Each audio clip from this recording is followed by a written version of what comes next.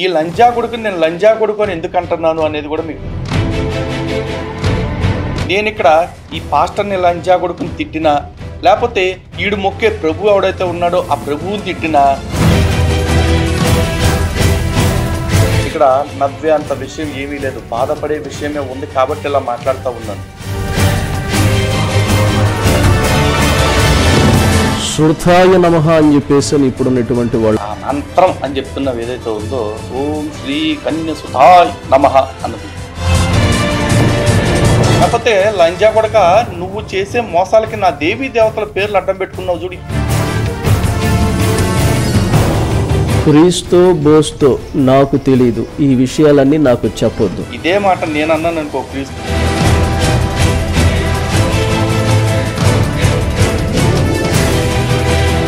మాట మాట్లాడితే మా క్రీస్తుని తిడతావా మా క్రీస్తుని తిడతావా అంటే క్రీస్తు మీ యేసు తన శాతగాని తనాన్ని.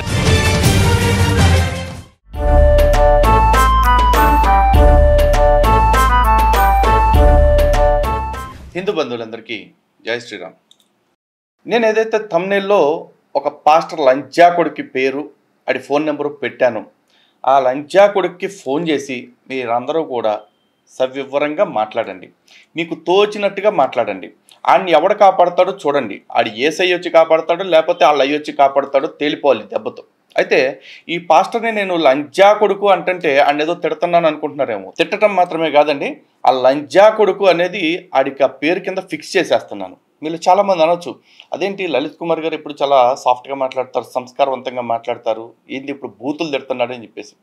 ఇంకా దిగజారిపోయి ఈ లంజా కొడుకుని కోసి పడేయాలి దాన్ని దీన్ని, లేకపోతే ఆడ అమ్మ బాబులు ఇంకేదో గడ్డి పెట్టాలి ఎక్కడో అని చెప్పేసి ఇంకా చాలా మాట్లాడాలనిపిస్తుంది. కానీ అవి మాట్లాడకుండా ఈ ఒక్కదాంతో ఆపేశానంటే ఇప్పటికే నేను ఎక్కువ సంస్కారం పాటించినట్టుగా మీరు అందరూ భావించాలి. నాకు తెలుసు చాలామంది ఆడవాళ్ళు చిన్నపిల్లలు వీళ్ళు కూడా నా వీడియో చూస్తూ ఉంటారన్న సోయి నాకు ఉంది. కానీ ఈ లంజా కొడుకుని నేను లంజా కొడుకు అని ఎందుకు అంటున్నాను అనేది కూడా మీకు తెలియాలి అంటే ఈ వీడియో ఆశాంతం చూడాలి. అలాగే ఇంకొందరు కామెంట్లో సలహాలు ఇస్తారు, అన్న ఈ లంజా కొడుకు తప్పు చేస్తే ఆ లంజా కొడుకుని అనకుండా ఎందుకన్నా వాళ్ళ అమ్మా నాన్నల దాకా వెళ్తున్నారు అని చెప్పేసి అనొచ్చు. అలా అనేవాళ్ళందరికీ కూడా లలిత్ కుమార్ ఎప్పుడు ఎవరిని బహిరంగంగా ఎవరిని తిట్టని వాడు ఇవాళ ఇన్ని తిట్లు తిట్టడానికి కారణం ఏంటి అనేది వీడియో చివరి దాకా చూస్తే నేను ఎందుకు ఇన్ని తిట్లు తిట్టాల్సి వస్తుంది, ఎందుకు ఈయన అమ్మ ఆలిబూతులు తిట్టాల్సి వస్తుంది అనేది మీకే అర్థమవుతుంది. అండ్ ఇక్కడ ఇంకో చిన్న డిస్క్లైమర్ కూడా వేస్తున్నా, నేను ఇక్కడ ఈ పాస్టర్ని లంజా కొడుకుని తిట్టినా లేకపోతే ఈడు మొక్కే ప్రభు ఎవడైతే ఉన్నాడో ఆ ప్రభువుని తిట్టినా దయచేసి అందరూ ఆలోచించాల్సింది ఏంటంటే నేను వీడిని లేకపోతే వీడిని దృష్టిలో పెట్టుకుని మాత్రమే అంటున్నాను తప్ప దయచేసి మిగతా క్రైస్తవ ప్రపంచం అంతా కూడా మీ దేవుడిని ఏదో దెబ్బేశాను ఏదో చేశాను అని చెప్పేసి ఏం ఫీల్ అవ్వాల్సిన అవసరం లేదు, ఓకేనా? ఇది ఒక డిస్క్లైమర్. ఒకవేళ ఎవడైనా ఈయన్ని సమర్థించే క్రమంలో వచ్చి నాకు శుద్ధులు నీతులు చెప్పాలనుకుంటే మీరందరూ కూడా వీడి మాటల్ని సమర్థించినట్లుగానే నేను భావిస్తాను. ఇలాంటి మతోన్మద లంజా కొడుకుల్ని సమర్థిస్తున్న మీ అందరికీ కూడా కింద నుంచి పైదాకా రాడ్లు పెట్టాల్సి వస్తుంది కొడకల్లారా ఒక్కొక్కడికి. మళ్ళీ చెప్తున్నా చూసుకోండి. ఈ థంబ్నెయిల్ చూస్తున్నారు కదా, వీడిది యేసయ్య వెలుగును చూసిన మాంత్రికుని సాక్ష్యం. ఈ లంజా కొడుకు ఏం చూశాడో నాకు తెలియదు కానీ వీడు మాంత్రికుడు అని చెప్పుకుంటున్నాడు కాబట్టి ఆ చెప్పుకునే క్రమంలో మిగతా మాటలు మనం మాట్లాడదాం. రారా గజ్జుకుక్కద్దా. ఈ పనుల నిమిత్తంగా వెళుతున్నటువంటి వారితో కొంత స్నేహాలు అలవాటు పడటం వల్ల ఆ స్నేహంలో మందుకు తాగటం, మందు వల్ల వాడు మందుకు బానిస అయిపోవటం, ఈ మందు బానిసతత్వంతో పాటు వాడు మళ్ళీ ఒక స్త్రీని ఆశపడటం, ఒక అమ్మాయిని ప్రేమించటం, వాడికి ఏదైనా వివాహం ఏర్పాటు చేయాలని మా తల్లిదండ్రులు కూడా ఆశపడ్డారు. ఆ చేయాలనుకున్న ఆ సందర్భంలోనే వాడు ఎవరినైతే ప్రేమించాడో ఆ ప్రేమించినటువంటి అమ్మాయి తెనాలి ప్రాంతానికి వాడిని రప్పించి అక్కడ వానికి మందు పోపించి ఏమైతే ప్లాన్ వారు వేసుకున్నారు, నా సహోదరు నా అన్నను చంపాలని అనుకున్నారు, వాళ్ళు అదే రీతిగా ఆ ప్లాన్ ప్రకారంగా నా అన్నను చంపి తెనాలిలో చంపి తీసుకొని వలివేరు గ్రామంలో ఉన్న మా ఇంటి దగ్గర వాడిని పడేసి వెళ్ళిపోయారు. ఒరే ఇప్పుడు నీ గురించి సోది సాక్ష్యం చెప్తావు అనుకుంటే మీ అన్న గురించి ఆడి ప్రేమ కథ గురించి ఎవరికి కావాలరా బొక్కలో స్టోరీ చెప్పు. మేమంతా బంధువులకు ఫోన్ చేసి ఇట్లా చనిపోయారన్న విషయం చెప్పుకొని ఆ బరీల కార్యక్రమం చేయడానికి అంతా సిద్ధపరచుకున్నాం. ఆ సిద్ధపరచుకొని వాడిని అందరూ బంధువులు అందరూ వచ్చి చూశారు, అయ్యో ఎలా జరిగిందా అని చెప్పేసి అందరూ కూడా ఎంతో బాధపడ్డారు. ఇక మా తల్లిగారు ఎక్కువగా ప్రభువుని అంగీకరించింది, ఆమె రక్షించబడింది కాబట్టి తమ సేవకుల ద్వారా ఆ బరీల కార్యక్రమం జరిగించడం జరిగింది. విన్నారుగా, వాళ్ళ అమ్మ దేవుడిని నమ్ముకుంది, ఆడ అన్నని పాతెట్టారు, బరియలు చేసేసారు. ఈడిప్పుడు నేను మాంత్రికుడిని, మట్టగడిసిని, మొండమోపుని అని చెప్పేసి కబుర్లు చెప్తున్నాడు. మరి లంజా కొడుకు ఈడి మత ప్రచారం చేయటం కోసం, మత మార్పిడి చేయటం కోసం మాంత్రికుడు అనే శబ్దాన్ని వాడిందే కాకుండా మన హిందూ దేవీ దేవతల్ని ఎంత దారుణంగా అవమానించాడో వీడియో మొత్తం చూస్తే మీకు అర్థమవుద్ది. అప్పుడు మరి ఇట్లాంటి సాక్ష్యాలు చెప్పేది లంజా కొడుకుల్ని నేనేమనాలో మీరే చెప్పండి. ఇక్కడ ఇంకో విషయం చెప్పొచ్చు. టెస్ట్ మనీ రోస్టింగ్ అనగానే జనరల్గా కామెడీగా ఏదో నవ్వులాటగా చేస్తూ ఉంటుంది అనుకుంటున్నారేమో. అన్నిసార్లు అట్లా ఉండదు. ఇక్కడ నవ్వే అంత విషయం ఏమీ లేదు, బాధపడే విషయమే ఉంది కాబట్టి ఇలా మాట్లాడుతూ ఉన్నాను. అండ్ ఈ లంజా కొడుకు కోసం నా నోరు పాడు చేసుకోవాల్సిన అవసరం కూడా నాకు ఉండేది కాదు. కానీ నా దేవి దేవతల్ని అన్న రాని మాటలు అన్న తర్వాత ఈ లంజా కొడుకుని చెప్పెట్టి కొట్టాలి నేను న్యాయంగా అయితే. కానీ ఇంకా మాటలతో సరిపెడుతున్నా. అందుకే ఈ ఫోన్ నెంబర్ కూడా మీకు స్క్రీన్ మీద డిస్ప్లే చేశాను, ఇందాక డిస్ప్లే చేస్తూనే ఉంటాను, చూడండి. ఆ బరిల కార్యక్రమం చేసిన తర్వాత వాడిని భూస్థాపన చేసి తిరిగి ఇంటికి వస్తున్నటువంటి సందర్భంలో మా వలివేరు ప్రాంతంలోనే ఒక పంట కాలం ఉంది. ఆ పంట కాలం దగ్గర రాగానే ఎవరైనా సరే ఆ కుటుంబ సభ్యులు ఎవరైనా చనిపోతే ఆ నీళ్ళల్లో మునిగి కాస్త తలంటుకోవటం, గత సాంప్రదాయకరంగా గడ్డాలు తీసేయటం, అన్ని సాంప్రదాయాలు ఉండేవి. అట్లాగే నేను కూడా అక్కడికి వచ్చిన తర్వాత సాంప్రదాయకరంగా చేయాల్సిన పనులు ఏవైతే ఉన్నాయో అవి చేయటానికి నేను కూడా అట్లా వచ్చి కూర్చున్నాను. అట్లా వచ్చి నుంచోటంతోనే నా వెనక ఒక స్వరం వినబడతా ఉంది. నన్ను ఒకళ్ళు కేకేస్తున్నారు. ఏమని కేకేస్తున్నారయ్యా అంటే, తమ్ముడు తమ్ముడు నన్ను ఇడిచిపెట్టి వెళ్ళమాకు, నేను నీతో కూడా వస్తాను, నువ్వు రా, నువ్వు వెళ్ళమాకు, నన్ను ఇక్కడ ఇడిచిపెట్టమాకని వాడు కేకలేయటం నేను కల్లారా చూశాను. విన్నారుగా, ఈ లంజాకుడికి అప్పటి నుంచే హల్యూసినేషన్ అనే ఒక జబ్బు ఉంది. ఆ హల్యూసినేషన్ అనే జబ్బుని ఈ డాక్టర్ని కన్సల్ట్ చేస్తుంటే, ఒక సైకియాట్రిస్ట్ లాంటి వాడిని, అలాంటి వాళ్ళు ట్రీట్మెంట్ ఇచ్చేవాళ్ళు. కానీ ఈడు ఆ పని చేయకుండా ఈడు యదవ పనులు కొన్ని చేశాడు. ఆ యదవ పనులన్నీ చేసుకుని ఈడు ఒక మత్తులు, అంటే చిన్నప్పటి నుంచి ఈడు గొర్రె కదా, ఈడమ్మ వీళ్ళు ఆ గొర్రె బతుకుతా లేని హల్యూసినేషన్లోకి వెళ్ళిపోయారు. అంటే కనపడిన వాడు కనపడుతున్నట్టుగా, ఎవడో లేనివాడి మాటలు వినపడుతున్నట్లుగా దిక్కుమాలు బతకటం అలవాటు అయిపోయింది వీడికి. తర్వాత ఏం జరిగిందో కూడా చెప్తాడు, ఏనండి. వాడిని చంపడానికి గల కారణాలు ఏంటన్న విషయాలు తెలుసుకున్నాను. అలా తెలుసుకున్నప్పుడు నాకు అర్థమైంది ఏంటంటే, వాడు కొంతమంది రౌడీలు కూడా కలిశారన్న విషయం నాకు అర్థమైంది. వాళ్ళు ఎక్కడ ఉంటారు, ఏ స్థావరంలో ఉంటారో కూడా నేను వెళ్ళి వాళ్ళ ప్రత్యేకంగా వాళ్ళు ఉంటున్న ఇంటిని, వాళ్ళు ఎంతమంది కుటుంబ సభ్యులు ఉంటారో కూడా చూశాను. చూసినప్పుడు నాకు అనిపించింది, నాన్నని ఎవరైతే చంపాలనుకున్నారో, ఎవరైతే ప్లాన్ వేసారో, ఎవరిని కూడా ఇడిచిపెట్టకూడదు, వాళ్ళని చంపాలన్న ఆలోచన నాకు కలిగింది. ఆ ఆలోచనలో నేనుండి వాళ్ళని అటాక్ చేయాలంటే నాకు ఒకటే అనిపించింది, వాళ్ళ దగ్గర కత్తులు ఉంటాయి, వాళ్ళ దగ్గర రాడ్లు ఉంటాయి, వాళ్ళ దగ్గర సైనైట్ ఉంటుంది, దేంతోనైనా అటాక్ చేస్తే నేను ఎలా తప్పించుకోగలను, వాళ్ళని ఈజీగా చంపుతారు కదా అన్న ఆలోచన నాకు వచ్చి, నాకు ఒక చురుకైన ఆలోచన ఏం కలిగిందంటే, వాళ్ళు కొట్టినప్పుడు నన్ను ఏదైనా అటాక్ చేస్తున్నప్పుడు నేను తప్పించుకుని ఏ హాని కలగకుండా నేను రావాలంటే నేను ఏదైనా 10 మందినైనా కొట్టగలిగినటువంటి సామర్థ్యం నేను సంపాదించుకోవాలన్న ఆశ కలిగి తెనాలి ప్రాంతంలోనే రైల్వే ఇన్స్టిట్యూట్ లో కరాటే నేర్పిస్తున్నటువంటి సార్ దగ్గర నేను జాయిన్ అవటం, కరాటే నేర్చుకోవటం.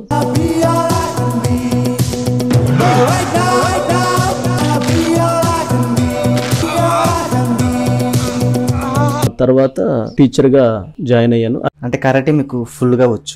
కరాటే నాకు ఫుల్గా వచ్చు. ఒక మనిషిని కాలితో దగ్గరకు రాకుండా ఒక 30 మంది వరకు నేను ఎదుర్కోగలను. చేతితో ఒకవేళ మనిషి దగ్గరకు వస్తే ఒక 40 మంది చేతులు కాళ్ళు విరవగలను. మర్యాదగా పారిపోండి. పారిపోరా? ఇక కత్తితో దగ్గరకు వస్తే ఎంతమందినైనా చంపటానికి సాలదు అన్నంత విద్య నేను నేర్చుకున్నాను కరాటీలో. నేను బ్లాక్ బెల్ట్ ఫస్ట్ డాన్గా నేను ఉన్నప్పటికీ నా ఆశ మా అన్నను చంపిన వాళ్ళని నేను చంపాలంటే నేను ఇంకా చురుకైన విద్య నేర్చుకోవాలనుకున్నాను. అలా నేను నేర్చుకున్న తర్వాత వాళ్ళని ఎక్కడ చంపాలి, వాళ్ళు ఎక్కడ ఒంటరిగా దొరుకుతారో ఆలోచన చేశాను. వాళ్ళు ఒంటరిగా దొరుకుతున్నటువంటి స్థలాలను చూసిన తర్వాత మళ్ళీ నా మనసులో ఒక ఆలోచన మెదిలింది, వాళ్ళని నేను కొట్టి చంపితే నేను తలదాచుకోవటానికి ఏదో ఒక ప్రాంతానికి పోతాను, కానీ నేను చంపేది రౌడీల్ని. కానీ వెంటనే పోలీసు వాళ్ళు వస్తారు, ఎంక్వైరీ చేస్తారు, ఎవరు చేశారన్న విషయం తెలుసుకొని పోలీసు కుక్కల ద్వారా నేను ఆ వాసన చూసి నా దగ్గరకు వచ్చి నన్ను పట్టుకుంటే, చనిపోయి బాధతో నా తల్లిదండ్రులు కుంగిపోయారు. నేను కూడా జైలు పాలైతే నా తల్లిదండ్రులు ఎంతో బాధపడతారు, అది వాళ్ళు ఇంకా నేను భరించలేనంత బాధ పెట్టినండి అవుతానని చెప్పి కొట్టకుండా ఒక మనిషిని చంపగలిగింది ఏదైనా ఉంది అని అంటే నాకు ఒక ఆలోచన వచ్చింది. ఏంద్రా దిక్కుమాల ఆలోచన, అది కూడా చెప్పావు? పూర్వీకులలో చాలా మంది మంత్ర విద్య నేర్పిస్తున్నటువంటి వాళ్ళు మనుషుల్ని చంపుతారన్న విషయాన్ని తెలుసుకున్నాం కదా. అలాగే నేను కూడా నేర్చుకొని చంపాలన్న ఆలోచన నాకు మొదలవుతున్నప్పుడు నేను ఇట్లాగే కరాటే స్కూల్స్ లో టీచర్ గా పనిచేస్తూ ఉండగా దారి మధ్యన నేను మెల్లిగా నడుచుకుంటూ వస్తున్నప్పుడు ఎక్కడో కేరళ రాష్ట్రం నుంచి వచ్చినటువంటి ఒక గురుస్వామి నన్ను ఎదుర్కొని అన్నాడు, నన్ను డైరెక్ట్గా పేరు పెట్టి పిలిచాడు, ప్రేమ్చంద్ నీకు కావలసిన విద్యను నేను నేర్పిస్తాను, నువ్వు నాతో కూడా వస్తావా అని. ఈ డైలాగ్ గుర్తుపెట్టుకోండి. ఆ పేరు గుర్తు పెట్టుకోవటం అనేది ఏదైతే అన్నాడు, పేరు పెట్టి పిలిచాడు అన్నది, అది గుర్తుపెట్టుకోండి. నేను తప్పకుండా వస్తానని చెప్పాను ఆయనతో. చెప్పిన తర్వాత ఇక్కడే తెనాలికి దగ్గరగా కొలకలూరు అనేటువంటి ప్రాంతం ఉంది. ఆ ప్రాంతం దగ్గర కాలువ ఒడ్డు, భైరవ కాలువ అంటారు దాన్ని. ఆ భైరవ కాలువ దగ్గర ఒక దేవి విగ్రహాన్ని ప్రతిష్ఠించి అక్కడ నాకు మంత్రోచ్చరణ నేర్పించాడు. ఆ నేర్చుకునేటువంటి మంత్రోచ్చరణ నేను నేర్చుకున్నాను. ఆ మంత్రోచ్చరణ నేర్చుకున్న తర్వాత అది సిద్ధించింది. ఆ సిద్ధించిన తర్వాత అన్నాడు, నువ్వు పలానా చోట్లోకి రావాలి, అక్కడికి వచ్చిన తర్వాత నీకు ఇంకొక విద్య నేర్పిస్తాను అన్నాడు. అలాగే అని చెప్పేసి అన్నాను. అలా ఆయన ఆ విద్య నేర్పించడానికి నన్ను అక్కడికి తీసుకెళ్లిన తర్వాత ఆయన చెప్పిన ప్రదేశానికి వెళ్ళాను. అక్కడ ఒక కట్టెలతో ఒక మంటనేసాడు. ఆ మంట నేను చూస్తానన్నాను. ఆయన ఒంటి మీద వస్త్రాలు లేవు. నన్ను కూడా దగ్గరికి పిలిచి, ఇదిగో నీ ఒంటి మీద వస్త్రాలు తీసేసి ఇదిగో నా దగ్గరికి రా అన్నాడు. నేను ఒంటి మీద వస్త్రాలు తీసి ఆయన దగ్గరికి వెళ్ళినప్పుడు ఆయన చేతితో నాకు ఇంత రాయినిచ్చాడు. తీసి ఎక్కడన్నా పెట్టుకోమన్నాడా? ఆ రాయి నాలుగు కింద పెట్టుకోమన్నప్పుడు నా నాలుగు కింద పెట్టుకున్నాను. ఆ రాయితో ఆడిది కూడా పెట్టుకోవాల్సింది నోట్లో. వెంటనే అన్నాడు, నీ చెవిలో నేను ఒక మంత్రాన్ని చెబుతాను, దాన్ని నువ్వు చెయ్యాలి అన్నాడు. ఎలా చెయ్యాలన్నప్పుడు ఈ హోమ గుండం చుట్టూ నువ్వు తిరగాలన్నాడు. ఈ మంట చుట్టూ నువ్వు తిరగాలన్నాడు. అలా నేను కాలితో తిరగాల, ఏం చేయాలన్నప్పుడు కాలితో కాదు, నీవు పాము పాగుతున్నట్లుగా ఆ మంట చుట్టూ పాము మాదిరిగా తిరుగుతూ నువ్వు ఆ మంత్రాన్ని జపించాలన్నాడు. అలా ఆయన ఎంత సమయం అయితే చెప్పాడో అంత సమయం నేను జపించిన తర్వాత నాకు అది తిరిగానయ్యా నేను ఇన్నిసార్లు అన్నప్పుడు, సరే నువ్వు అక్కడ నిలబడు అన్నాడు. నిలబడ్డాను. నిలబడిన తర్వాత నువ్వు మంట అవకాడక దాటటానికి నీ కుడికాలు ఎత్తు అన్నాడు. నేను మంట అవకాడక దాటుదామని చెప్పేసి నా కుడికాలు ఎత్తుదామనుకుంటే భయంకరమైన శాఖ నాకు కొడతానే ఉంది. కానీ నిన్ను దాని మీద కాలు పెడితే నేను కాలిపోతాను కదా అన్న భయం నాకైతే ఉంది. ఆయన ఏదైతే ఆ మంట మీద దూకి ఆ మంట మీద కాలు పెట్టి అవకాడకి వెళ్ళు అన్నాడు. ఆ మంట మీద కాలు పెట్టి అవకాడకి వెళ్ళటానికి ముందుగా నేను వెంటనే కాలు ఎత్తాను. ఆ కాలు ఎత్తడంతోనే నన్నెవరో అగాంతంగా ఒక ఇద్దరు మనుషులు అవకాడకి లాగేశారు. అవకాడకి వెళ్ళిపోయిన తర్వాత ఒక భయంకరమైన కటిక చీకటి. ఇక్కడి నుంచి మొదలవుతుంది అసలు స్టోరీ. ఈ లంచా కొడుకు ఎన్ని మాటలు మాట్లాడతాడో అందరూ చూడండి. ఆ భయంకరమైన కటిక చీకటి మధ్యన నవ్వుతున్నటువంటి ఒక శబ్దం నాకు వినబడింది. ఒక స్త్రీ ఒక పురుషుడు నవ్వుతా ఉంటూ నాకు అర్థమయ్యింది. ఎవరు మీరు ఇక్కడ నవ్వుతున్నారని ఇప్పుడు నేను గట్టిగా గద్దిచ్చాను. నా గురువు ఇక్కడే ఉన్నాడు, ఆయనకి నేను చెబుతాను, ఎవరో మీరు నాతో మాట్లాడను అన్నప్పుడు ఒకళ్ళు నా కంటికి కనబడతారు. వాళ్ళు నేను చూస్తా ఉన్నాను. దిశమల చుట్టూ పురులతోనూ చేతులతో కట్టబడినటువంటి ఒక ఆమె నా కంటికి కనబడింది. ఆమె కంటికి కనబడిన తర్వాత ఆమె పక్కన ఇంకొక ఆయన నిలబడ్డాడు. ఆయన 5 లోకాలను శాసించగలిగినటువంటి సామర్థ్యం కలిగినటువంటి వ్యక్తిని నేను నా కళ్ళతో చూశాను. భయంకరంగా నవ్వుతూ అన్నారు, ఏం కావాలని ఇక్కడికి వచ్చావురా అని నన్ను అడిగారు. అప్పుడు నేను అన్నాను, మా గురువు గారితో కేకేసి ఇక్కడ నాకు ఒక ఇద్దరు కనబడుతున్నారు. వాళ్ళు ఎవరో కాదు, కాళికాదేవి కనబడుతుంది, తర్వాత శివుడు కనబడుతున్నాడు. చూశారుగా, ఈ లంచా కొడుకు కంట కాళికాదేవి శివుడు ఇద్దరు కూడా ప్రత్యక్షమైపోయి కనపడ్డారంట. చూడండి. పడిన తర్వాత అన్నాడు, నీ మనసులో నువ్వేది కోరుకొని ఏదైతే నువ్వు చేయాలనుకుంటున్నావో దాన్ని ఒకసారి వాళ్ళని అడిగి తెలుసుకో అన్నాడు. నా మనసులో కావాలనుకున్న దాన్ని నేను వాళ్ళని అడిగాను. అడిగినప్పుడు వాళ్ళు నాకు ఇచ్చారు. అయితే అది నాకు చెప్పిన తర్వాత వాళ్ళు ఒక మాట చెప్పారు. ఏం చెప్పారంటే, ఇదిగో ఇక్కడ మేక ఉంది కదా, ఈ నల్ల పూతును నువ్వు ఏమాత్రం ఒక్క రక్తపు చుక్కైనా కింద పడకుండా దీనిలో ఉన్న రక్తమంతా తాగాలి, అప్పుడే నేను నీకు చెప్పింది సిద్ధించిద్దని నాకు చెప్పారు.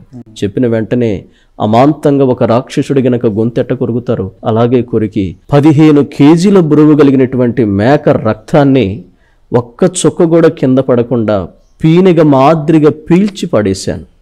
అందుకని లంచా కొడక అప్పుడు పీనుగులా ఉండి ఇప్పుడు ఏనుగులు తయారయ్యో, రక్తం దాగి రాక్షసుల్లాగా తయారు. లంచా కొడక, దేవుళ్ళు వచ్చి నిన్ను రక్తం తాగమని చెప్పారా? నాకు కూడా చెప్పాడు రా అప్పట్లో.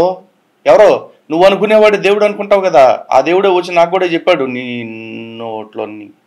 సాక్ష్యం మీలో ఎవరైనా సరే విన్నవాళ్ళు అబద్ధం అనుకుంటే, నేను మాంత్రికుడు కాదు అనుకుంటే, నేను ఆ రోజు మా ఊరు వచ్చినప్పుడు ఏ వస్త్రాల మీదైతే నన్ను చూశారో, ఏ స్నేహితుడు నాతో పాటు ఉన్నటువంటి వ్యక్తి వచ్చాడో ఆ వ్యక్తితోనూ నన్ను చూసిన వారితోనూ నేను నిరూపిస్తాను. మరి లంచా కూడా నిరూపిస్తాను అన్నప్పుడు ఫోన్లు ఎత్తాలి కదరా. ఇది చూడండి, పొద్దున్న నుంచి దగ్గర దగ్గర 11 సార్లు ఫోన్ చేశాను, ఎత్తలా. ఇప్పుడు మీ ముందే మళ్ళీ ట్రై చేస్తున్నా. మీరు కాల్ చేస్తున్న నంబర్ ప్రస్తుతం స్విచ్ ఆఫ్ చేయబడింది. ఇది దయచేసి మళ్ళీ పోరంబోకు లంచా ప్రయత్నించండి. కొడుకు చెప్పిన సొల్లు ఇది. ఇడు సాక్ష్యాలు ఇస్తాను, తొక్కేస్తాను, తోలిస్తాను అంటున్నాడు. ఫోన్ చేస్తే ఫోన్ స్విచ్ ఆఫ్ పెట్టాడు. ఈడు హిందూ దేవీ దేవతల గురించి ఇది మొదలు మాత్రమే. వీడియో మొత్తం చూస్తే ఇంకా అడ్డగోలుగా అరాచకంగా మాట్లాడాడు వీళ్ళ గురించి. వెళ్ళాను, అయ్యా ఇదిగో నేను అడిగింది ఇలా చెప్పారు అన్నప్పుడు నాకు చెప్పాల్సిన పని లేదు, ఇక నువ్వు దాన్ని సిద్ధించు అన్నారు. అలా నేను సిద్ధించడానికి రాజమండ్రి ప్రాంతంలో ఉన్నటువంటి ఒక నది ఒడ్డున చేయటానికి నది ఒడ్డుకెళ్ళి ఎవరికి తెలియకుండా ఒక నిర్మానుషమైన ప్రదేశంలో దిగంబరత్వం కలిగినటువంటి మంత్రోచ్చరణ చేస్తూ వచ్చాను. అందులో కర్ణపిశాచి విద్యను అవపోషణ పట్టడానికి, ఆ కర్ణపిశాచి విద్యను అభ్యసించిన తర్వాత ఆమె ద్వారా కొన్ని విద్యలు నేర్చుకోవటానికి నేను ఇష్టపడ్డాను. ఆ ఇష్టపడినటువంటి వాటన్నిటిలో కూడా నేను చేస్తానే వచ్చాను. అందులో కర్ణపిశాచి విద్యలో, అది పిచాచి కాదురా, పిశాచి అంటారు. లంచా కొడక పదం పలకటం రాదు, మొన్న మంత్రాలు చెప్పిందంట. నేర్చుకోవాలన్నప్పుడు మంత్రగాడు ఎవడైనా సరే 3 విద్యలు నేర్చుకోవాలి. 1 మంత్రం నేర్చుకోవాలి, 2 తంత్రం నేర్చుకోవాలి, దాని తర్వాత యంత్రం నేర్చుకోవాలి. ఎందుకంటే నీ పాడి నేర్చుకోవాలి, నీ పచ్చికూడు నేర్చుకోవాలి. లంచా కొడక మంత్రం అంటే ఏంటో, తంత్రం అంటే ఏంటో, యంత్రం అంటే ఏంటో నీ బతుక్కి తెలిస్తే ఇప్పుడు ఆ ఫోనే ఎత్తి చచ్చేవాడివి. లంచా కొడక. ఎందుకంటే మంత్రం నేర్చినోడికి తంత్రం తెలియకపోతే వాడికే తెప్పలొచ్చి పడుద్ది. తంత్రం తెలుసుకున్న తర్వాత ఏదైనా ఇబ్బంది కలిగిందంటే వాడు కాపాడుకోవటానికి యంత్రం అనేది కావాలి. అడ్డుగా బండగా దాన్ని కాపాడుకోవటం కోసం, ప్రాణభయం నుంచి తప్పించబడటం కోసం యంత్రం కావాలి. ఒరే, మా హిందువులకి మంత్రం, తంత్రం, యంత్రమే తెలుసురా, కానీ మీ పాస్టర్లకు తెలిసినంత కుతంత్రం ఏదైతే ఉందో అది మా వాళ్ళు ఎవరికి తెలియదురా, నికృష్టుడా. అలా నేను నేర్చుకునేటువంటి మంత్రంలో ఓం శ్రీ కన్య శృతాయ నమః అని చెప్పేసి ఇప్పుడున్నటువంటి వాళ్ళు. ఒరే, నువ్వు చెప్పిన ఆ మంత్రం అని చెప్తున్నవి ఏదైతే ఉందో, ఓం శ్రీ కన్య సుతాయ్ నమః అన్నది, అది మంత్రం కాదురా, స్తోత్రం. ఓకే, ఫస్ట్ ఆఫ్ ఆల్ స్తోత్రానికి మంత్రానికి తేడా తెలుసుకుని సావు. అండ్ ఇంకోటి, ఆ స్తోత్రం కూడా హిందూ గ్రంథాల్లో ఎక్కడా లేదు. మా బోకులంజా కొడుకులు కొంతమందికి అర్థం కాక ఓం శ్రీ కన్య సుతాయ నమః అంటే అదేదో మా దేవుళ్ళకి సంబంధించిన మంత్రం అనుకుంటున్నారు కొంతమంది. ఇంకొంతమంది ఏమో అది మీ క్రీస్తుకు సంబంధించింది అనుకుంటున్నారు. ఇప్పుడే తెలిసింది అదేదో కర్ణ పిశాచి విద్య అని చెప్తున్నావు, ఆ పిశాచికి సంబంధించింది. ఆ పిశాచిదే కన్యసుతాయ నమః, ఓం మేకులు కొట్టారాయ నమః, ఓం ముళ్ళ కిరీటం పెట్టారాయ నమః అని చెప్పేసి వక్రీకరించి వాడుకుంటున్నారని ఇప్పుడే తెలిసింది. దరిద్రపులాన్ని చూడకండి. ఇలాంటివి ఎన్నో చేసిన తర్వాత వాళ్ళ దగ్గర నుంచి నేను సిద్ధించుకున్నవన్నీ కూడా గురువు దగ్గరికి వెళ్ళాను. ఆయన నేను చేసిన వాటన్నిటిని కూడా నా ముందు బయలుపరిచాడు. నువ్వు సంచి విద్య నేర్చుకున్నావు, దేవీ దేవతల దగ్గరే నేర్చుకున్నావు, నీకు ఎలాంటి ఇబ్బంది లేదు, ఇక నువ్వు ధైర్యంగా నువ్వు ఏ పనైనా చేయిపో అన్నాడు. అన్నప్పుడు నా మనసులో ఒక డౌట్ కలిగింది. ఏం డౌట్ అంటే, అసలు నేను మంత్రం నేర్చుకున్నాను అన్నాడు, తంత్రము నేర్చుకున్నాను అన్నాడు, యంత్రాన్ని నేర్చుకున్నావు అన్నాడు కదా. అసలు మంత్రం నేను నేర్చుకున్నది సఫలం అవుతుందో లేదో తెలియాలంటే ఇది ఎవరి మీదన్నా వేయాలి, వేస్తేనే అది పనిచేస్తుందా లేదా అని తెలుసుద్ది. తంత్రం అంటే వేసిన దానిని విడగొట్టగలనా లేదా అనేది కూడా. ఆయన ఒక చెరువు మీద కూర్చున్నాడు. అక్కడ నుండి ఆయన పూజ చేయడానికి చెరువులోనికి వెళతాడు. వెళ్ళినప్పుడు ఆయన ఒక ఆసనం మీద కూర్చొని ఆ ఆసనం నుండి నీటి మీద తేలియాడుతూ జపం చేస్తా ఉన్నాడు ఒక మంత్రాన్ని. ఆ మంత్రం జపం చేస్తున్నప్పుడు నాకు ఈయన నేర్పాడు కదా, ఆ ఉన్న నీళ్ళల్లోనే ఆయన ఏ గాలిలో తేలియాడుతున్నాడో అక్కడ నుండి ఆయన నీళ్ళల్లోనే నెట్టడానికి ఒక మంత్రోచ్చరణం ఉంటే నేను దాన్ని చదివి ఆయనకి వేశాను. గురువు గారు అంటే నాకు హరి గుండెల మీద తన్నేవరా. ఎరా మంత్రం నేర్పిన గురువుకే మట్టిలో కలిపేయాలని చూసావంటే నిజంగా నీకు భస్మాసురుడికి పెద్ద తేడా తెలియదురా. అరే, పురాణ కథలు అన్నీ కూడా ఎందుకు చెప్పారనుకుంటున్నావు? సమాజంలో ఇట్లాంటి రోగులంజా కొడుకులు ఉంటారని అట్లాంటి వాళ్ళందరి గురించి తెలియాలని చెప్పారు. ఆ రోజు భస్మాసురుడు అనేవాడు కూడా అంతే, వరం కావాలన్నాడు. వరం ఇచ్చిన తర్వాత దేవుణ్ణి ఎత్తున చేయట్టాలని చూశాడు. జస్ట్ లైక్ ఇప్పుడు నువ్వు ఎట్ట అయితే గురువు గారు అంటూనే గురువుగారు గుండెల మీద తన్నావో అలాగనమాట. నీ కృష్ణుడా. 10 ఎకరాల నడిబొడ్డు సెంటర్లో అమ్మవారి గుడి కట్టి, అమ్మవారి గుడి 5 అడుగులు ఎత్తులో లేపి, ఈ దేశంలో కొలవబడుతున్నటువంటి వాళ్ళందరికీ కన్నులు దోషంలో కాదురా పోరంబోక, దేశంలో నీకు అక్షరాలు పలకటమే వచ్చి సావట్లేదు. ముండా నువ్వు మంత్రాలు చెప్పావు అంటే ఎవడురా నమ్మేది? నువ్వు నీ మతంలోకి ప్రజలందరినీ ఎర్రి ఎదవలు చేసేసి గొర్రెల్లాగా మార్చడం కోసం ఇన్ని కట్టుకథలు చెప్తున్నావు అని అర్థం కావట్లేదు అనుకుంటున్నావా? ఇంకా కాకపోతే లంజా కొడక, నువ్వు చేసే మోసాలకి నా దేవీ దేవతల పేర్లు అడ్డం పెట్టుకున్నావు చూడు, ఏదో ఒకరోజు నీకు పగులుద్రా, ఖచ్చితంగా పగులుద్ది లంజా కొడక.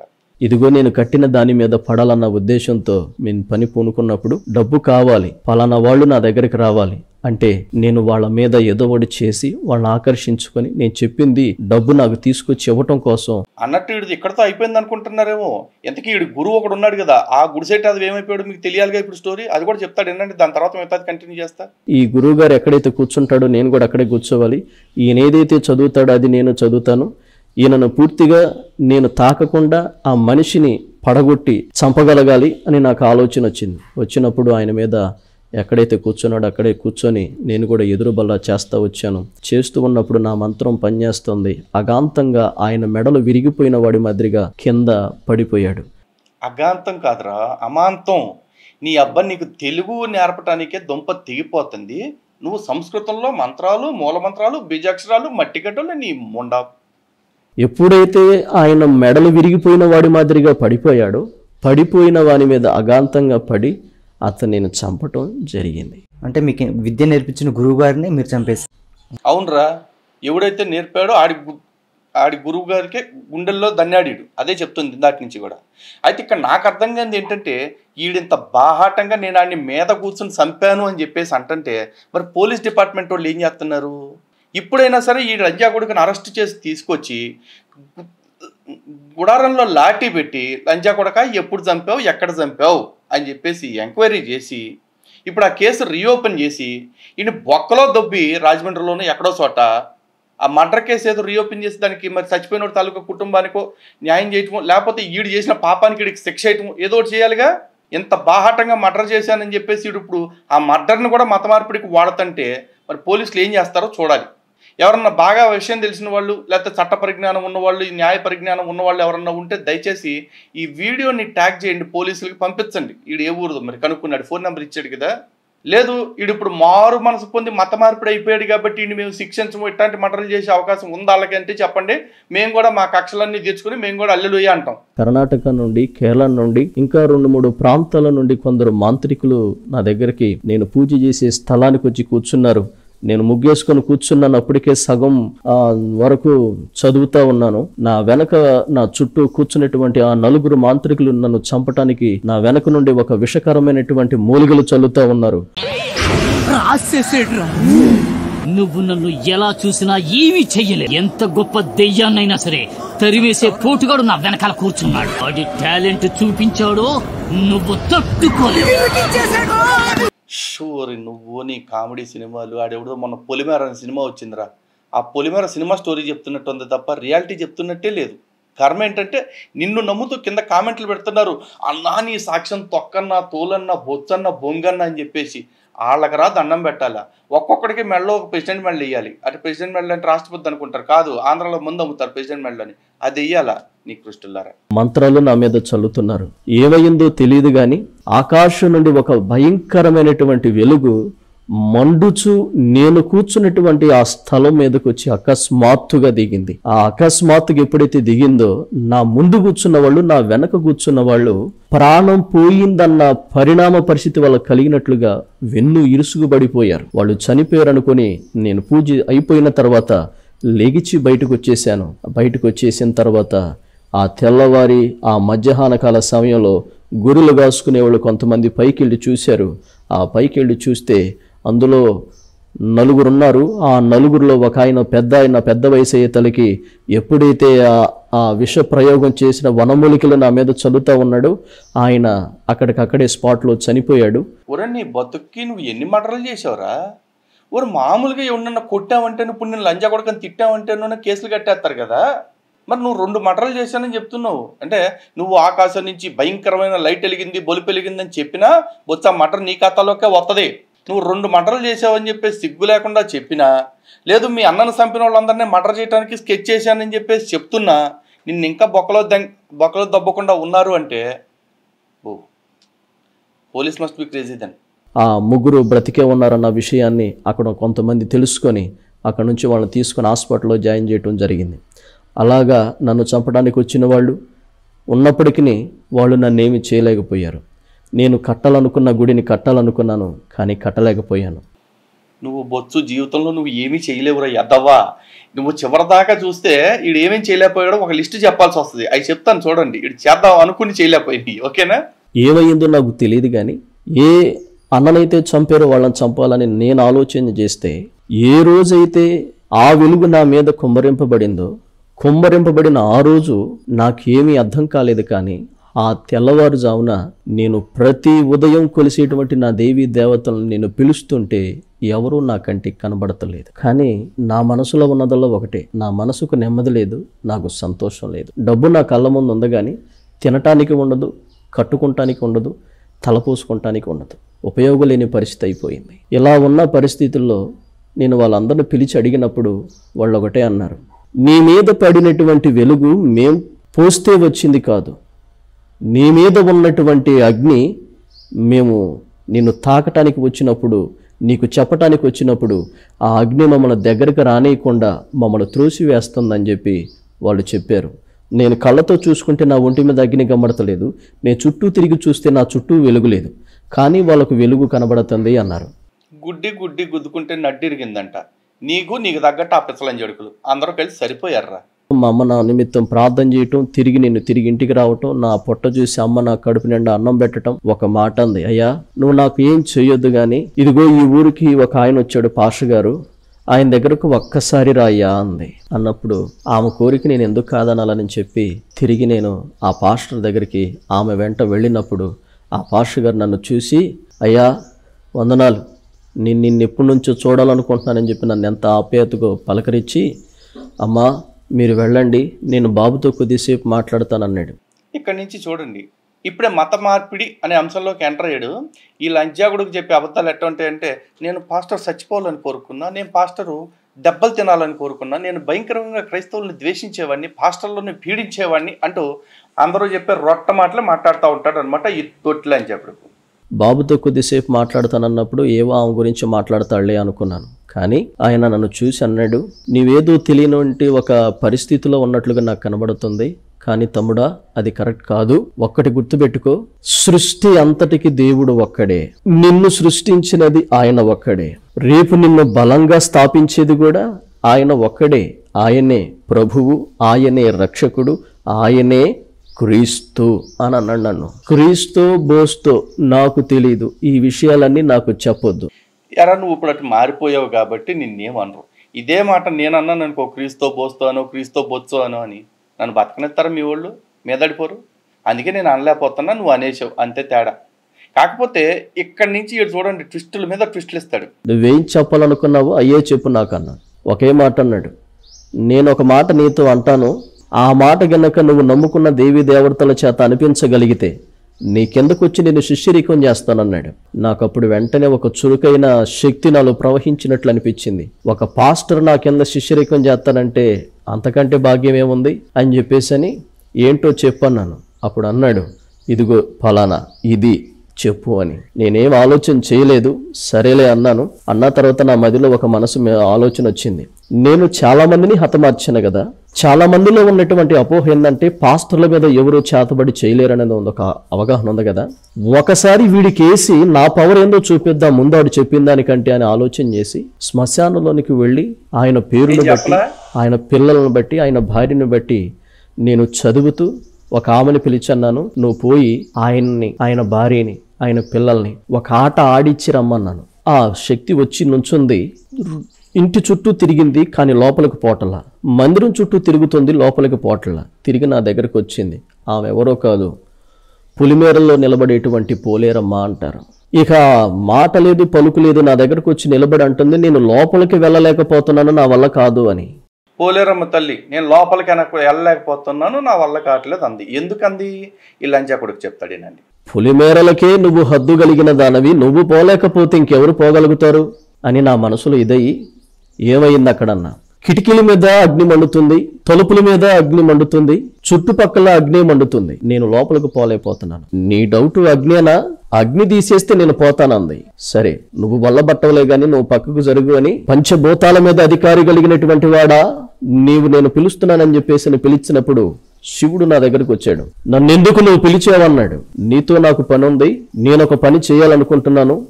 పలానా చోట అగ్ని ఉందంట, నీకు నిప్పు మీదను, గాలి మీదను, నీరు మీదను, అన్నిటి మీద నీకు అధికారం ఉంది కదా, అక్కడెక్కడో మండుతుందంట, ఆ మంట నారిపురా అన్న. ఆ మంట నారిపురా అన్నప్పుడు ఆయన వాయువు మేఘంగా పోయాడు.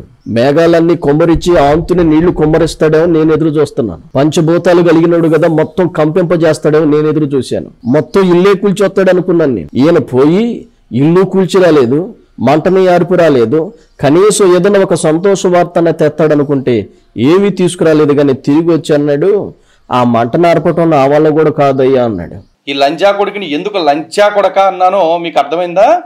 నా పోలేరమ్మ తల్లిని, నేను పూజించే తల్లిని, నా శివయ్యని వీడు ఎంత అవమానకరంగా మాట్లాడుతున్నాడు. అసలు లంజా కొడక పాస్టర్ కొంపకి కిటికీలు దర్వాజాలకు ఉండే మంటల్ని దేవుళ్ళు ఆర్పలేకపోయాడు. అంత పవర్ఫుల్ మంటలు మీ ఏసై ఎట్టాడని చెప్పావు. ఓకే, మీ ఏసైకి కొంపలకి మంటాడతాం అలవాటేనేమో, నాకు తెలీదు.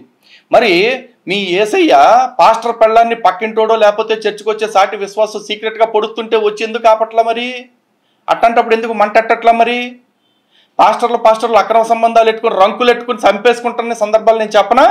ఉండ పాస్టర్ పెళ్ళాన్ని ఎవడో వచ్చి పొడుతుంటే ఆపలోని ముండా ఇక్కడ శివయ్యను ఆపేశాడంటావా?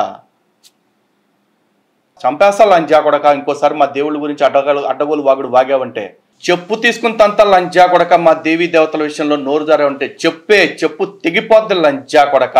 లంజా కొడక, నీ కొంపలో నీ అమ్మ నీ పెళ్ళాన్ని కాపాడుకోవటం తెలియని ప్రతి పోరంబోకు లంజా కొడుకు అమ్మవారిని శివుడి గురించి మాట్లాడేవాడేనా? ఇదేరా మీరు చెప్పే సాక్ష్యాలు? ఈ సాక్ష్యాలకి ఇంతమంది కామెంట్లు పెడుతున్నారంటే ఆ లంజా కొడుకులు ఎంత గాలి లంజా కొడుకులో చూడండి. మాట్లాడితే మా క్రీస్తుని తిడతావా అంటే క్రీస్తు ఆకులు బీకే వాళ్ళందరూ లంజా కొడకల్లారా. ఒక్కొక్కడు మా దేవుళ్ళని తిడతంటే ఎవరు నోట్లో పెట్టుకున్నాడు? నోట్లో ఎవరిది పెట్టుకున్నారు? మీరు యేసు పెట్టుకున్నారా, మోషేది పెట్టుకున్నారా? సిగ్గు శరం పౌరుషం ఉంటే మేము క్రైస్తవ పెద్ద మనుషులను మాట్లాడే రొమ్మిరగ తీసుకునే లంజా కొడుకులు ఎవడవుతున్నాడు ఆడు ముందుకొచ్చి, అరే నీచుడా నువ్వు మాట్లాడింది తప్పు, నీ దేవుడి గురించి చెప్పుకోక పక్కన వాళ్ళ దేవుడి గురించి నీకెందుకురా పోరం బోక అని అడగండి. నాకు మైండ్ పోయింది. మైండ్ పోక ఏమైంది? నీకు ఆల్రెడీ మైండ్ దొబ్బింది కాబట్టి సచిన్ నీ అన్న పిలిచినట్టు కనపడింది. కనపడదు, ఎవరికే కనపడింది? దేవుళ్ళు నీకు కనపడినట్టుగా అనిపించింది.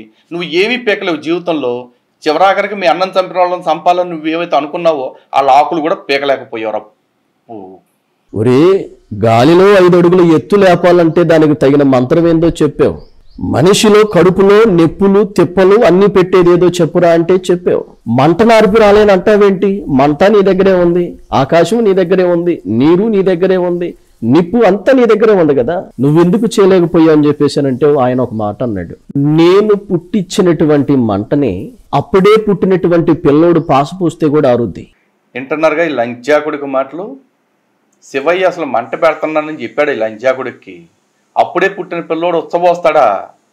లంజాకుడగా తాడి పెరిగినట్టు పెరిగావు. నేను ఒక మంట అంటే నువ్వు ఉచ్చబోయిరా, ఆరుద్దో లేదో చూస్తా. లంజాకుడగా మమ్మల్ని పుట్టించినోడు మాత్రం పెట్టిన మంటను ఆర్పగలిగినోడు ఎవడు లేడు అని నాకేం అర్థం కాలేదు. ఈయన కూడా సరితక్కువడే, అందుకే పార్వతీదేవి కిందేసి తొక్కిందేన్ని అని చెప్పి నువ్వు వద్దులే. మరి అంతే కదరా. ఇప్పుడు నువ్వు అంటున్నావు ఆయన పెట్టిన మంటి నార్పలేడు బొంగు బొచ్చు అని చెప్పేసి. గతంలో నేను క్రైస్తవుడిగా ఉండి హిందువుల్లోకి ఎందుకు వచ్చేసానో తెలుసా? నాకు కూడా ఒక ఎక్స్పీరియన్స్ అయింది. ఓ రోజు దోవమ్మట పోతా క్రీస్తుని, ఏమయ్యా ఈ సూట్ కేసు బాగా బరువు ఉంది, నేను మోయలేకపోతున్నా, నువ్వే చెప్పావుగా ప్రయాసపడి భారము మోయిస్తున్న సమస్త జనులారా నేను మోస్తాను మీ భారం అని చెప్పేసి నా సూట్ కేసు మొయ్యన్నా. అనగానే పెద్దగా నవ్వి క్రీస్తు, బొచ్చు నా మీద వేసిన సిలువును మోయలేక నేను నానా సంకలు నాకాను, నీ సూట్ కేసు నేనెట్టా మోసేది అని నాతో అన్నాడు. నేను చెప్పానా? ఎందుకు? బాగోదు కదా, బాధపడతారు కదా అని చెప్పేసి చెప్పలా. అంతేనా? మీ యేసు తన శాతగాని తనాన్ని నా దగ్గర చాలాసార్లు చెప్పుకుని భంగపడ్డాడు. ఒక రకంగా చెప్పాలంటే ఒరయ్య నీ కాలు మొప్తాను నన్ను ఇట్లాంటి ఎప్పుడు అడగొద్దురా అని అడిగాడు. కానీ అన్నిటికీ సాక్ష్యం లేదుగా నా దగ్గర, నా పర్సనల్ ఎక్స్పీరియన్స్గా. అందుకని చెప్పేసి నేను బయట పెట్టలా. ఇప్పుడు కూడా పెట్టేవాడిని కాదు. నువ్వు ఏదో మా దేవుడి గురించి చెప్తున్నావు కాబట్టి మీ దేవుడి శాతకాంతనం గురించి మీ దేవుడి యొక్క సవటత్వం గురించి కూడా నేను చెప్పాల్సి వచ్చింది కాబట్టి చెప్తున్నాను. వచ్చో సూట్ కేసు మోయమంటే కూడా మోయిలా, కానీ బిల్డప్ మాత్రం ప్రయాసపడి భారము మోయిచున్న సమస్త జనులారా నా యొద్దకు రండి అంటాడు.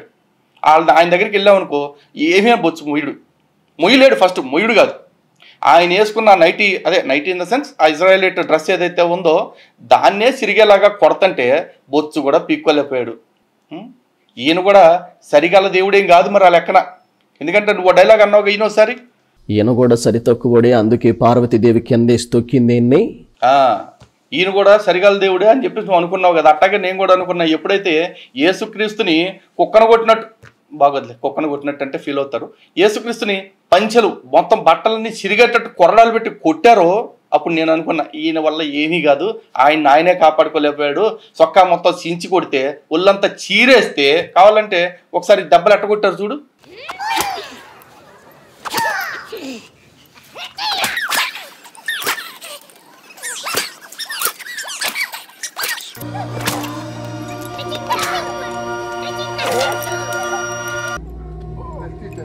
ఆ దెబ్బలన్నీ చీరేస్తే ఒళ్ళంతా చీరుకుపోయింది.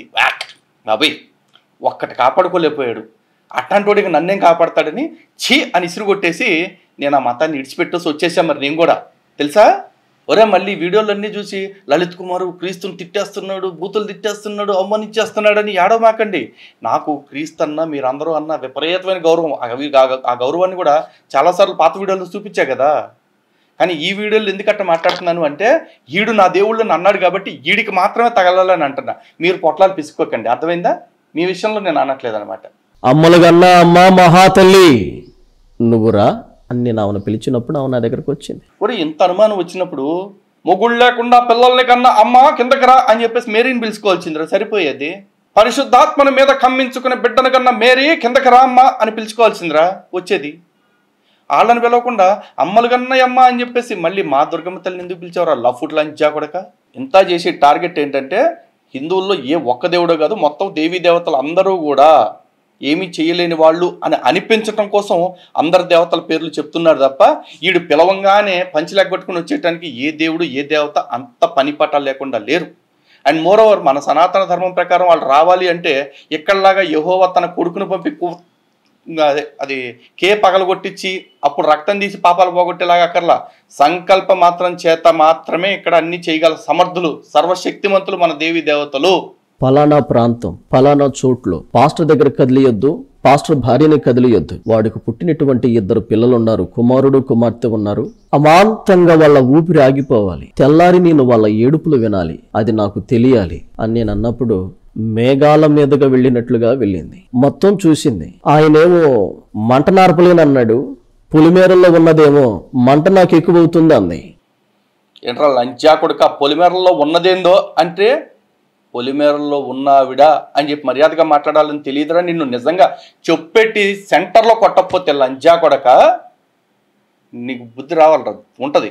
ఏమో శివుణ్ణి కింద తొక్కింది కదా, అన్నిటికీ అవతారి కదా అని చెప్పేసి నేను ఆమెకు చెబితే ఆమె పోయి 2 పిల్లలను చంపక వాళ్లకు కావలసినటువంటి పరిణామ పరిస్థితులు ఏవైతే ఉన్నాయో వాటన్నిటిని తీసేయకుండా మొత్తం ఆమె కూడా చూసి వాళ్లతో కాసేపు ఆడుకుందాం అనిపించింది అని చెప్పేసి నా దగ్గరకు వచ్చి చెప్పింది. దేవి కదా, దేవత కదా, ఒక మేకనిచ్చింది కదా, ఒక్క రక్తపు చుక్కైనా కింద పడకుండా నేను రక్తాన్ని తాగాను కదా ఆమె చెప్పినట్లుగా. ఒరే మేకలను పెట్టలేదని మనుషులను సాగుకొట్టింది మీ దేవుడు యెహోవా బాబు. కావాలంటే ఏబేలు కయ్యని కథ చదువుకో.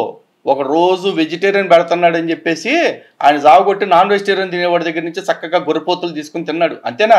నాకు మేక అదేంటిది గొర్రె యొక్క కొవ్వు ఇంపైనది, దాన్ని కాల్చి నాకు ఆగ్రాణించండి, నాకు పొట్టేలు మందలో మొట్టమొదటి తొలిసూలు పొట్టేలు కావాలని చెప్పేసి మెనూ కార్డ్ రెడీ చేసుకుని మరి అడిగి తినేది మీ తిండిపోతు దేవుడు రా నాయన. నేను ఏ రోజు కూడా చేయకుండా లేను కదా, నేను చెప్పింది ఎందుకు జరిగించలేకపోయిందని చెప్పి నా కడుపులో చాలా వేదన బాధ వచ్చింది.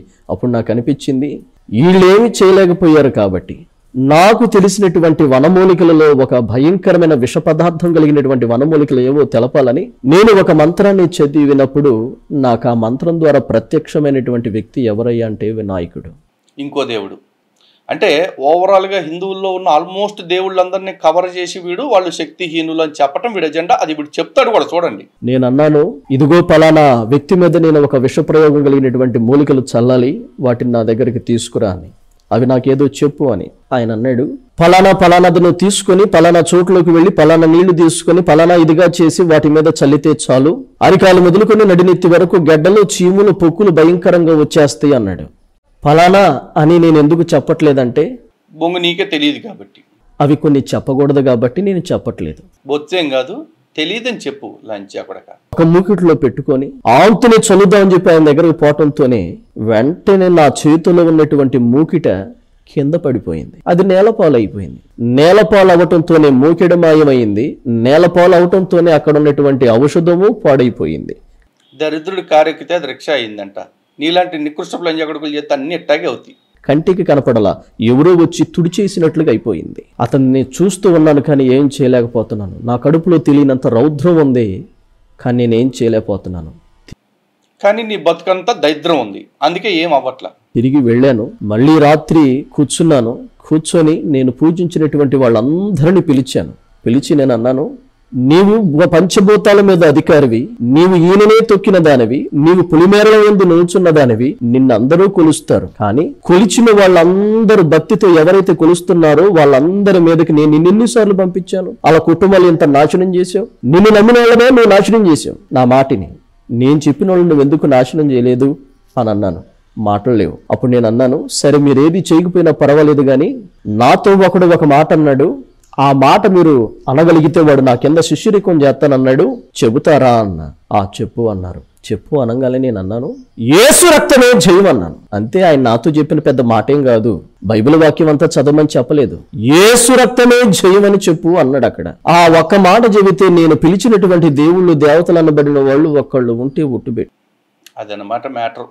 ఒక రకంగా కరెక్టే రా. యేసు రక్తమే జయం అంటే యేసు రక్తం పడిన చోట మాత్రం జయం కలిగింది. అంటే ఇశ్రాయేల్ వాళ్ళు యేసుని కొర్రలతో కొట్టి, మేకులతో కొట్టి, బల్లెలతో పొడిసి కొళ్ళ పొడిచారు చూసావా.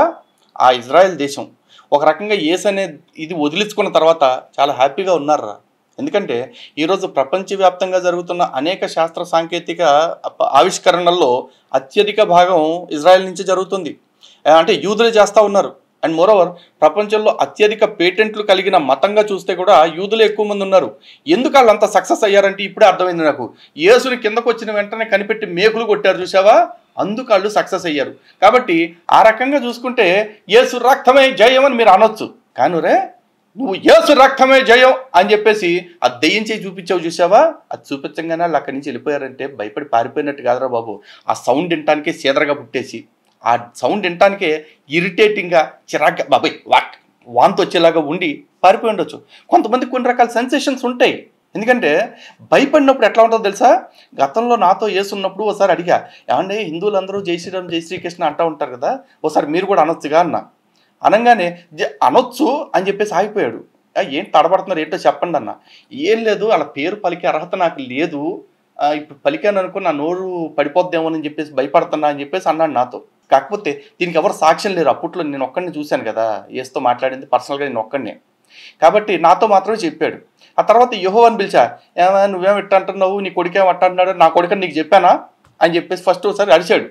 తర్వాత సరే నీ కొడుకు అయితే అయ్యాడు లేకపోతే లేదు కానీ ఎందుకని నువ్వు చెప్పు, జై శ్రీరామ్ అని కానీ జై శ్రీకృష్ణ అని కానీ ఒకసారి చెప్పు అని అడిగా. అని జై శ్రీకృష్ణ జై శ్రీరామ్ అనకుండానే ఉంటానా, వాళ్ళు నాకు తండ్రి సమానులు, ప్రతిరోజు నేను వాళ్ళని తలుచుకుంటా ఉంటానని నాతో అన్నాడు యెహోవా.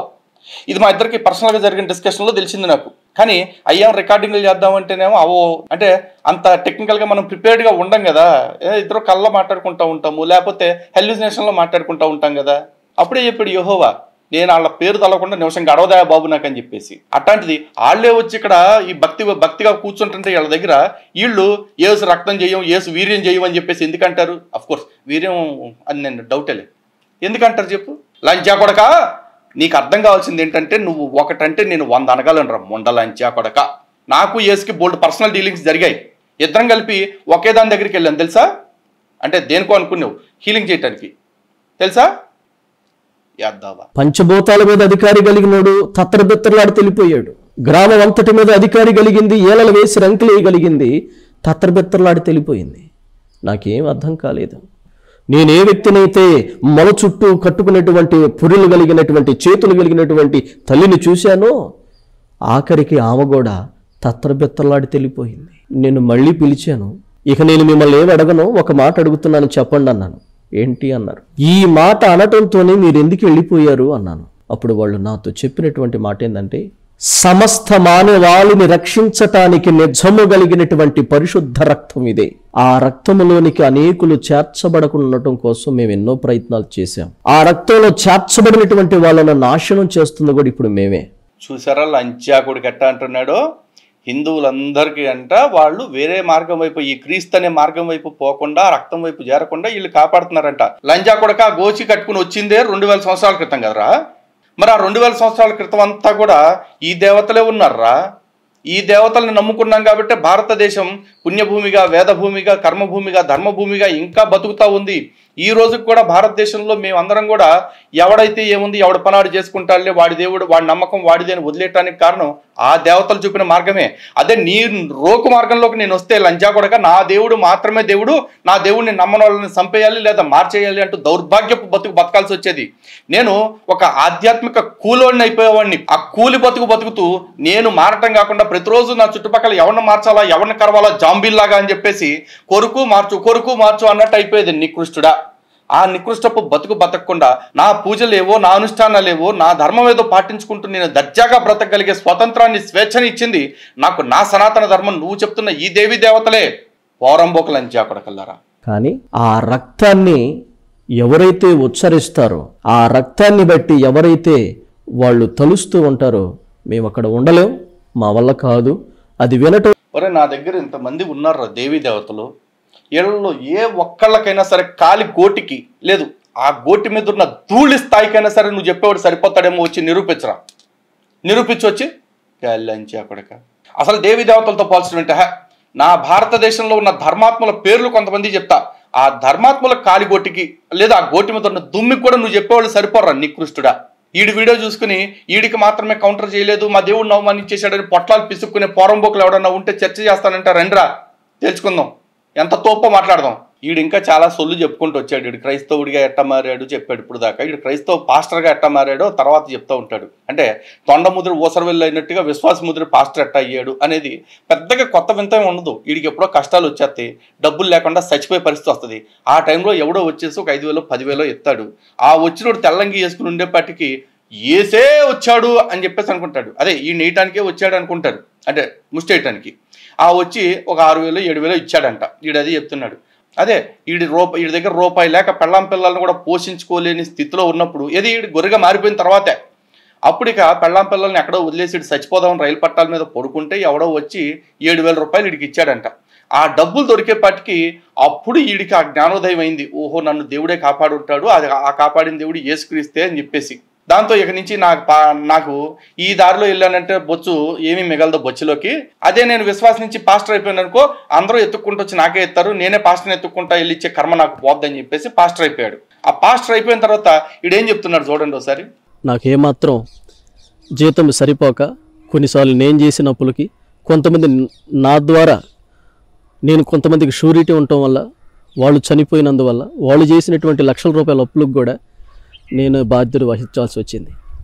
ఎప్పుడైతే నేను ఉద్యోగంలో లేను కానీ నాకు ఉన్న వాటన్నింటినీ కోల్పోయినాక నా బిడ్డలకు ఒక ముద్ద అన్నం పెట్టుకోలేని పరిస్థితుల్లో ఉన్నప్పుడు నా తోడబుట్టినటువంటి నా అక్క ఇంటికి పిల్లల్ని భార్యని ఇడిచిపెట్టి నేను డ్యూటీలో జాయిన్ అవుతానని చెప్పి నా పిల్లలకు ఒక ముద్ద అన్నం కూడా పెట్టుకోలేని పరిస్థితి నాకు కలిగిందని దుఃఖంతో ఇదే పట్టాల దగ్గరికి వచ్చి చనిపోదామని నాకు అనిపించింది.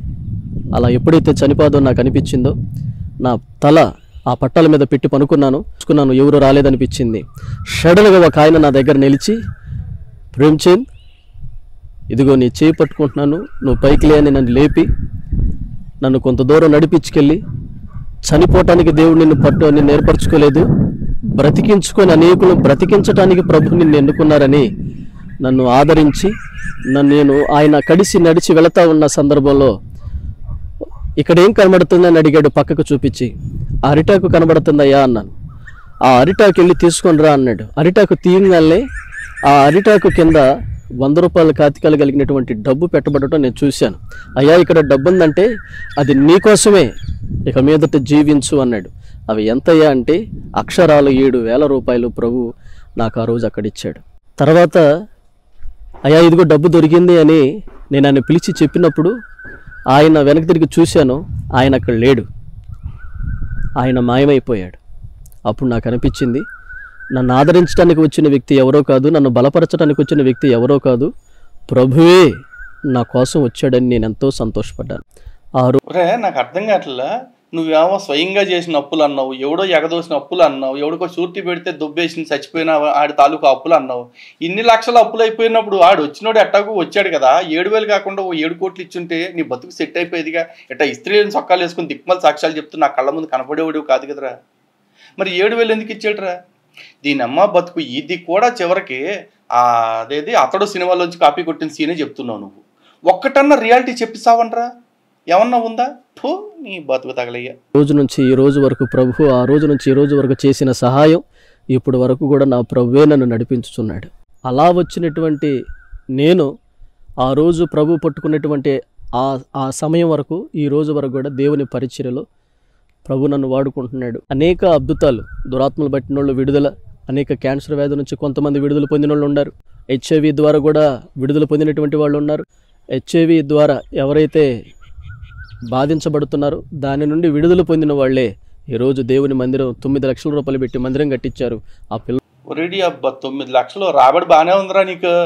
కానీ ఒరే నాకు అర్థం కావట్లా, నీ దగ్గరకు ప్రార్థనలు చేయించుకుని HIV తగ్గింది, ఎయిడ్స్ క్యాన్సర్ తగ్గింది, ఇంకేయో తగ్గినాయి అని చెప్తున్నావు. అరే నీకు ఉన్నది ఏమన్నా చిన్న ప్రాబ్లం అనుకుంటున్నావా? ఒరే అది యాంగ్జైటీ, డిప్రెషను, మెంటల్ అన్నీ అంటారా, వాటిలో ఒక్కటి కూడా నీకు తగ్గల. సరే అవన్నీ మైండ్ పరంగా వచ్చింది కాబట్టి కనపట్టలేదు అనుకుందాం. నీ పర్సనాలిటీ చూసుకున్నావా? దాన్ని ఒబిసిటీ అంటారా బాబు. దాంతో 100 రకాల జబ్బులు వస్తాయి. నీ ఒబిసిటీ నువ్వు తగ్గించుకోలేకపోయావు, ప్రార్థన చేసి ఎవడికో ఎయిడ్స్, క్యాన్సర్, యాంథ్రాక్స్ తగ్గించావంట. నువ్వు బోక, నువ్వు చెప్పే మాటలు ఎట్నా మర్ర ఎరుప. సిగ్గనిపించట్లా కొన్నన్నా? హిందూ బంధువులారా చూస్తూ ఉండండి, ఇలా సాక్ష్యాలన్నీ కూడా హిందూ దేవి దేవతలు ఇంతలా కించపరుస్తున్నారో. ఇలా కించపరిచే వాళ్ళకి కౌంటర్గా చెప్పేటప్పుడు మరి నా జీవితంలో జరిగిన రియలిస్టిక్ సంఘటనలు కూడా నేను చెప్పాలి కాబట్టి వాళ్ళు చెప్పా. లేకపోతే ఎంతకాలం నేను చెప్పలా. ఏది యేసు నా దగ్గరికి వచ్చి కాళ్ళు పట్టుకుని భంగపడింది, లేకపోతే యెహోవా వచ్చేసి ఒరే బాబు రాముడు కృష్ణుడు లేకపోతే నేను తెల్లారు లేకపోతే పొద్దున్న సాయంత్రం దాకా వాళ్ళనే పూజ చేస్తూ ఉంటాను నేను, ఈ మొండమోబులు అందరికీ తెలియక నా పేరు చెడగొడుతున్నారు అని చెప్పేసి ఆయన నాతో స్వయంగా చెప్పాడు. అయ్యి ఇన్నాళ్ళ తర్వాత వాళ్ళు చెప్పుకోవాల్సి వచ్చింది. నేను ఏం చేస్తాం మరి, కానివ్వండి తప్పదు మరి. అప్పుడప్పుడన్నా నిజాలు చెప్పకపోతే అబద్ధాలే రాజ్యం వెళ్తాయి. సో ఇట్లాంటి వాళ్ళ సాక్ష్యాల వెనకాల ఉన్న కుట్రల్ని, ఆ రాక్షసత్వాన్ని, ఆ మతోన్మాదాన్ని, ఆ పైశాచికత్వాన్ని ఇవన్నీ మీ కళ్ళ ముందు చెప్పాలని చెప్పేసి ఇట్లా మాట్లాడా. ఇక వీడిని లంజా కూడా కానీ నేను తిట్టలేదు, దయచేసి ఎవరు కూడా తప్పుగా తీసుకోవద్దు. అది నేను ఆడికి పెట్టిన మరో పేరు అంతే, ఓకేనా? ఎరా ప్రేమచంద్ లంజా కొడక, నువ్వు దీన్ని కౌంటర్ చేయరా? నీకు సిగ్గుంటే నా ఫోన్ ఎత్తరా లంజా కొడక, లేకపోతే నాకు ఫోన్ చేయరా. ట్రూ కాలర్లో చూసుకునే ఉంటావు, అందుకే నువ్వు ఎత్తట్లేదు. 11 సార్లు కాల్ చేసినా. అలాగే హిందూ బంధువులారా, మీ అందరి సౌలభ్యం కోసం కూడా డిస్క్రిప్షన్లోనూ వీడి ఫోన్ నెంబర్ పేరు ఇస్తున్నాను. అలాగే వాడి వీడియోస్లో కూడా ప్లే అవుతుంది. మన వీడియోలో కూడా కింద ప్లే చేస్తున్నావు నా పాస్టర్ ఫోన్ నెంబర్ అని చెప్పేసి. చూడండి, అందరూ ఫోన్ చేయండి, అందరూ మాట్లాడండి. ఇక మరీ రిక్వెస్ట్ చేసేది పోలీస్ డిపార్ట్మెంట్ వాళ్ళకి, ఆడు చేసిన 2 మర్డర్ల తాలూకా వ్యవహారం ఏదైతే ఉందో దాన్ని ఇప్పటికైనా బయటికి తీసి ఆయన బొక్కలో దొబ్బి ఆడి మీద ఎంక్వైరీ చేయండి. ఆడితోటి లేని పక్షంలో ఇట్లాంటి వాళ్ళందరూ మనుషుల్ని చంపేసి మేము మాంత్రికుడి ఆశ వేసి చంపాము కాబట్టి మేము తప్పించుకున్నాం అంటూ ఇట్లాంటి మట్టగడ సాక్ష్యాలు ఇస్తూ ఉంటారు. ప్రతి ఒక్కళ్ళు కూడా ఇలాంటి అకృత్యాల్ని, ఇట్లాంటి నికృష్టుల్ని తెలుసుకుంటారని, వాళ్ళు చెప్పే మాటల యొక్క ఆంతర్యాన్ని, వాళ్ళ వెనకాల ఉన్న దుష్టబుద్ధిని తెలుసుకుంటారని, ఆ మత మార్పిడి క్రైస్తవ మాఫియా నుంచి బయటకు వస్తారని చెప్పేసి మనస్ఫూర్తిగా కోరుకుంటున్నా. జై శ్రీరామ్, భారత్ మాతాకి జై.